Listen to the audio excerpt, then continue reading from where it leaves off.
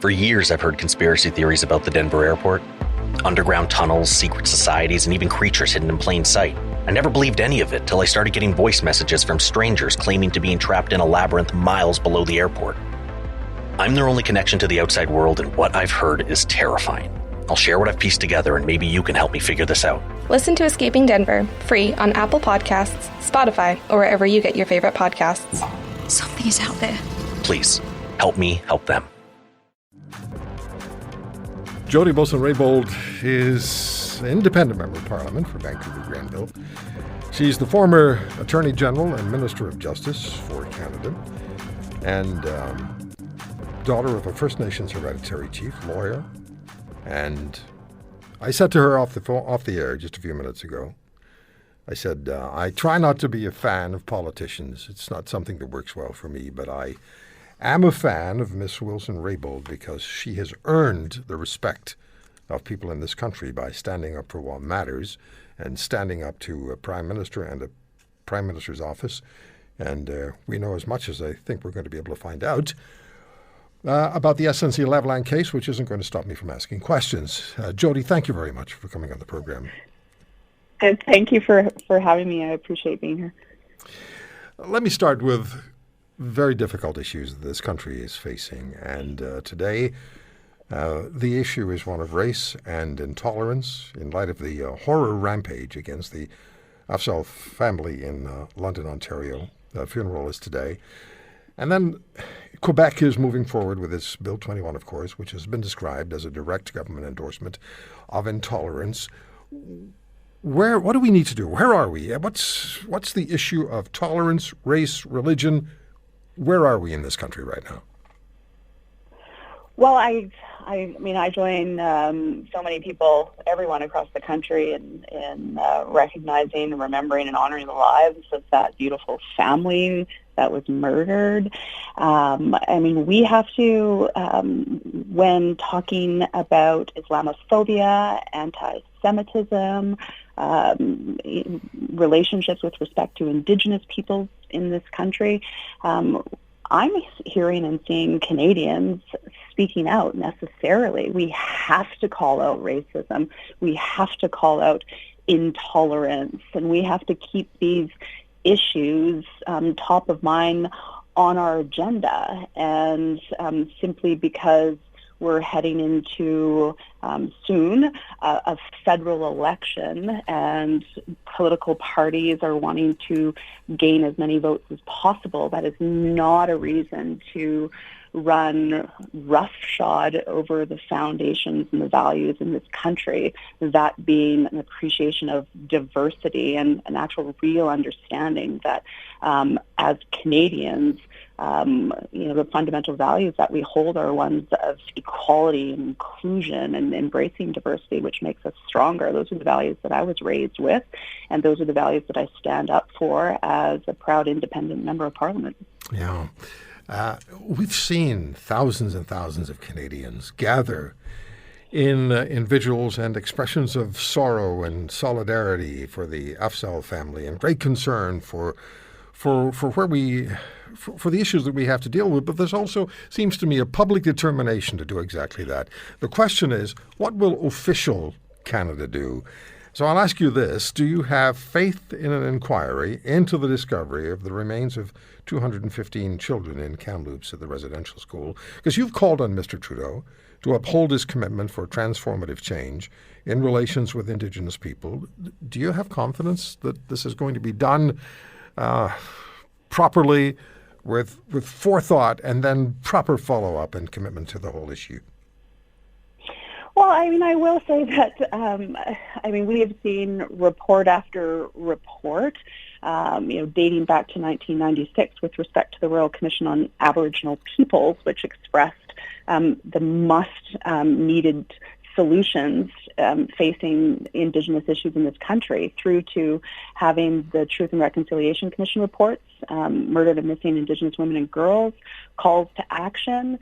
And while I will say there has been some movement made, this government, this Prime Minister, has not followed through on his promises, and we need to hold him to account. So do I have trust or faith that something's going to move as a result? I hope so, but I think that for me, and I know many Indigenous leaders and Canadians across the country, that hope and that trust in this government and in this Prime Minister to do the right thing, to stop taking half measures or just speaking in terms of promises and turning those promises into action, it has waned. And I've said before, this Prime Minister still has time to do the right thing by those 215 children and residential school survivors across the country, to do the right thing in terms of transformative change. He gave a speech, you probably heard it, on February the 14th, 2018, where he promised to move from denying Indigenous people's rights to actually implementing and recognizing those rights, and he has not moved on that transformative promise, and we need to hold him to account. Mm-hmm. Your upcoming book is titled Indian in the Cabinet, with the word Indian in quotation marks.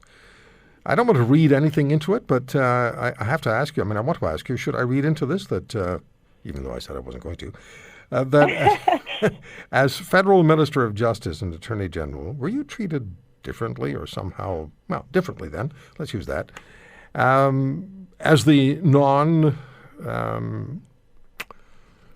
I don't know how to phrase this. Let's put it this way. Were you treated differently because you were a First Nation cabinet minister? Well, I think that, that's a lot of what I go into talking about in my book that's going to be released in October. I think it's fair to say that my experience as the first Indigenous Minister of Justice and Attorney General, it had its pros and it had its cons. On the con side, I realized that no matter what table one sits around, there is a degree of marginalization based on racialized and gendered terms. I experienced this. I was incredibly proud to serve over 3 years as the Minister of Justice and Attorney General, and we were able to accomplish some significant things. And I was of the view that I was placed in that role. Certainly I have background and experience, but I came to that role with a different world view, being a proud Indigenous person in Canada. And, the status quo was something or is something that is very entrenched, and different world views or different ways of looking at things based on consensus-based decision-making, based on not having partisan considerations, but actually having meaningful discussions around issues and bringing forward different solutions, was not something that was fully embraced. And that was a realization that I certainly had and still have, and recognized that the word Indian used in the title of my upcoming book is something that I experienced in being treated like an Indian versus a proud Indigenous person. I look forward to your book. Jody, let me go back, if I may, I want to talk to you about the residential schools and the tragedy at Kamloops. And it's not just Kamloops. We're going to, I'm sure, be hearing more now because people in this country are demanding answers. Also want position and answers from the Roman Catholic Church. The Pope has not apologized. I'll be speaking with an expert on theology and the Church later on this hour, who believes that the hierarchy in the Church is doing whatever it can to deflect from what their responsibilities are. How do you assess the non-response from the Church? Well, I think it's important to recognize and acknowledge that there are many Indigenous leaders and people, residential school survivors, that, as in the Truth and Reconciliation calls to action, to have a papal apology. I believe that's important. Also, disclosing all of the documents that they may continue to hold to survivors is important. And I think that people will continue to pursue that. And even the government of Canada, the Prime Minister, has pursued that.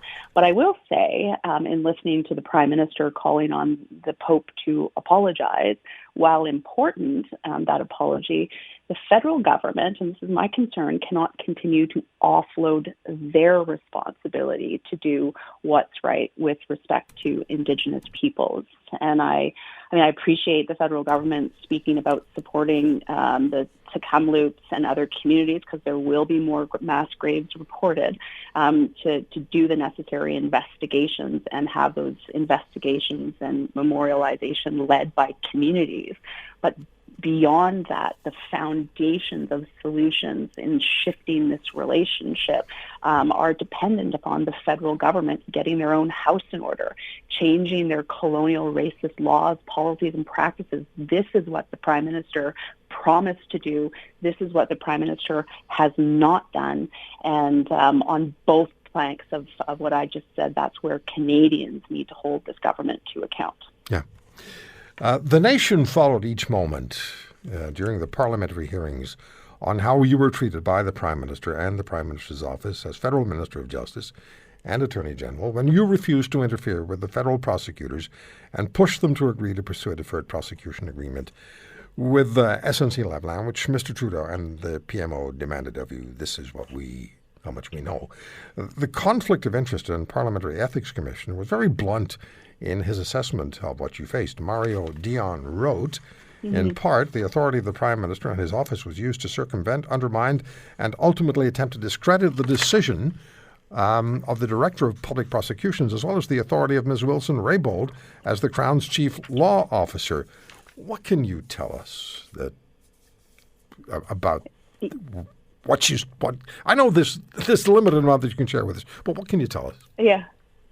Yeah, I mean, I do not continue to plug this book, but I do go into it and a little bit in terms of SNC in my upcoming book. But what can I tell you? I mean, I was, and I've reflected on this so much, catapulted into the national spotlight and did my very public walk from the front of the government benches to the back corner of the House of Commons.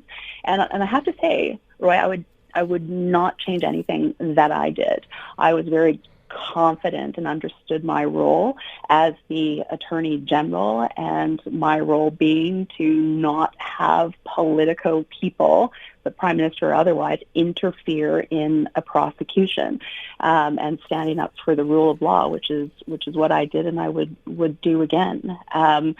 I think it's something that we as Canadians need to consider, how there can be potential wrongdoing. And Mario Dion, as you said, did come out, was very forthright with his findings, but how politics, how the institutions of government work in this country, wherein you have a small group of people, the executive, the cabinet, running the country. And sometimes in those closed-door discussions where decisions are made, sometimes and this is where I can't get into a lot of detail, but the reality of cabinet confidentiality is used as a shield to hide activity that is taking place. This was potentially is the case with respect to SNC, but it just makes me think about how many number of examples over the years where similar realities and decisions and actions have been taken behind closed doors, out of sight and out of the ability to be accountable to Canadians for those decisions. Yeah. We've spoken on this program with Vice Admiral Mark Norman, who also finds himself on the receiving end of some rather unflattering and questionable remarks by Mr. Trudeau, but I won't take you there. I've spoken with the Admiral about it off air, but there are. You use the word spite, and it's not the first time I've heard that word used in relation to a PM or a Prime Minister's office. It can be spiteful. It can be a very difficult circumstance. And I only have 2.5 minutes, so I'm going to move on, although I want to stay with this issue, but let's move on. You voted against supporting the BQ motion to affirm Quebec's right to arbitrarily amend the Constitution. The opposition parties, they went along with the Bloc Québécois. Why did you make the decision you made? Well, I mean, I read the wording of the block motion. It was speaking about unilaterally changing the Constitution. The wording about Quebec and provinces. There was a lot of concerning words within that motion, and I spoke out and said nay to what's called a unanimous consent motion and I thought that other people were going to say nay as well. To my surprise, nobody did. So I unilaterally stopped that. But I mean, issues around amending the Constitution should not be dealt with by way of unanimous consent motions. They should be debated. They should be understood in terms of the impacts that changing the Constitution has, and they should be in compliance with our amending formulas. So I think there's a time and a place and an important conversation to have around the Constitution, but it's certainly not by way of a consent motion. And I believe fundamentally that there are things that are bigger than politics, that are bigger than making sure that we secure votes in Quebec, and the rule of law and the Constitution is one of those things. So I would do the same again in that case as I did the other day. Well, I'm glad you did that, because I was looking at the other parties and thinking about what they were doing. I thought, don't you get it? Even in a selfish way, I mean, they should be protecting the Constitution of the country, and they weren't doing that. And it's not up to the Prime Minister to say, well, Quebec and French is a minority situation in North America, so go ahead and amend the Constitution. That's not the way it works. Yeah.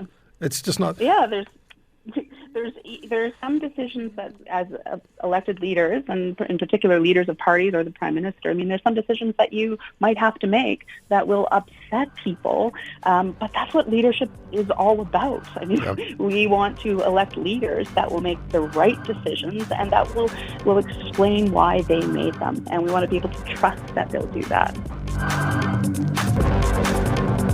If you want to hear more, subscribe to The Roy Green Show on Apple Podcasts, Google Podcasts, Spotify, Stitcher, or wherever you find your favorites. And if you like what you hear, leave us a review and tell a friend. I'm Roy Green. Have a great weekend.